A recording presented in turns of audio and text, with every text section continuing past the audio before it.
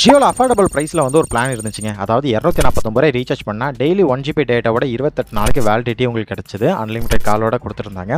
அந்த பிளானை இப்போ ஜியோலேருந்து ஃபுல்லாக தூக்கிட்டாங்க. காரணம் எதுன்னு எதுவுமே சொல்லலை. பட் அஃபோர்டபுள் பிரைஸில் நார்மலாக வந்து நிறைய பேர் இந்த பிளான் வந்து ரீசார்ஜ் பண்ணிட்டு இருந்தாங்க. பட் இதை தூக்குனது வந்து ஒரு சிலருக்கு வந்து அது வந்து மைனஸாக தான் போயிட்டு இருக்குது. இதே இதை வந்து ஏர்டெல்லுமே சரி பண்ணிட்டாங்க. அதுலேயுமே 249 ரூபா பிளான் வந்து இப்போ சுத்தமாக கிடையாது. இனிமேல் நீங்கள் மினிமம் ரீசார்ஜை வந்து 1 மந்த்துக்கு பண்ணணும்னா குறைஞ்சது 300 ரூபாய்க்கு தான் நீங்கள் ரீசார்ஜ் பண்ணணும். அந்த 300 ரூபாய்க்கு பண்ணினா உங்களுக்கு வந்து 1.5 GB டேட்டாவோட 30 டேஸ் அதாவது 28 டேஸ்க்கு உண்டான வேலிடிட்டி அவங்க கொடுக்குறாங்க. நத்திங் ஃபோன் 3 பற்றி நான் சொல்லணும் இல்லை, ஏன்னா சுற்றி செம்ம அட்டி வாங்கின மொபைல் தான் அது.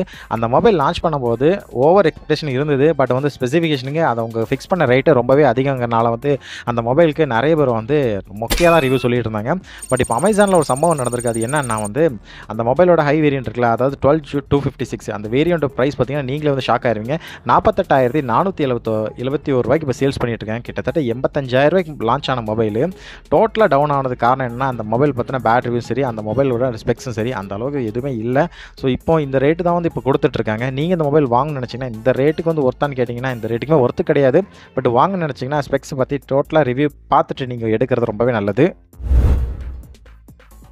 ரொம்ப வருஷத்துக்கு அப்புறமா பிஎஸ்என்எல்லேருந்து இசிம் சர்வீஸ் வந்து ஒரு வழியாக அவங்க கொண்டு வந்துட்டாங்க. ஏன்னா நம்ம யூஸ் பண்ணுற ஹை ரேஞ்ச் மொபைலில் ஒன்று ஃபிசிக்கல் சிம் யூஸ் பண்ணுவோம், இன்னொன்று வந்து இசிம் தான் யூஸ் பண்ணுவோம். ஆனால் பிஎஸ்என்எல்ல வந்து இசிம் கொடுக்காதனால வந்து நிறைய பேர் வந்து ஃபிசிக்கல் சிம்மாக தான் யூஸ் பண்ணிட்டு இருந்தோம். ஆனால் இப்போ இசிம் வந்து பிஎஸ்என்எல் வந்து கொடுத்துட்டாங்க.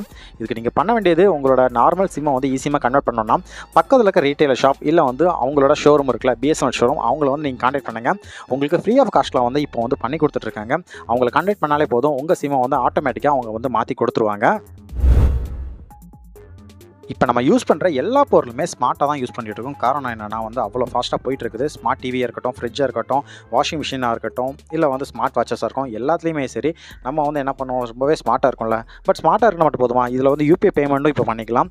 என்பிசி இருக்கலாம், அவங்க வந்து இப்போ வந்து புதுசாக டெவலப் பண்ணிகிட்டு இருக்க விஷயம் மூலமாக வந்து நீங்கள் யூஸ் பண்ணுற ஸ்மார்ட் டிவைஸ் மூலமாகவே உங்களோட பேமெண்ட் வந்து நீங்கள் பண்ணிக்கலாம் அப்படிங்கிற மாதிரி சொல்லியிருக்காங்க. கூடி சீக்கிரம் வரப்போகிறோம் அவங்க சைடில் அஃபிஷியலாகவே சொல்லியிருக்காங்க. இனிமேல் நம்ம யூஸ் பண்ணுற ஸ்மார்ட் டிவைஸ் மூலமாகவே நம்மளோட பேமெண்ட்டை நம்ம வந்து பண்ணிக்கலாம்.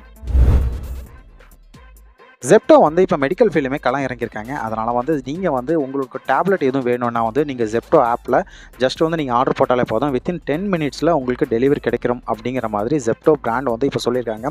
நீங்கள் எந்த விதமான டேப்லெட் ஆர்டர் போட்டாலும் சரி 10 நிமிஷத்தில் உங்களுக்கு கிடைக்கும் அப்படின்னு தெளிவாகவே சொல்லிட்டாங்க. பட் இது வந்து எல்லா சைடும் கேட்டிங்கன்னா எல்லா சைடும் கிடையாது. நீங்கள் ஒரு சிட்டிஸில் இருக்கீங்க, நீங்கள் ஒரு மெட்ரோபாலிட்டன் சிட்டிஸில் இருக்கீங்க, சென்னை, கோயம்புத்தூர், பெங்களூர் இந்த மாதிரி சைடில் இருந்தீங்கன்னா கண்டிப்பாக வந்து இது நீங்கள் ட்ரை பண்ணிக்கங்க. ஒரு எமர்ஜென்சிக்கு கண்டிப்பாக அது உங்களுக்கு ஒரு ஹெல்ப்ஃபுல்லாக இருக்கும்.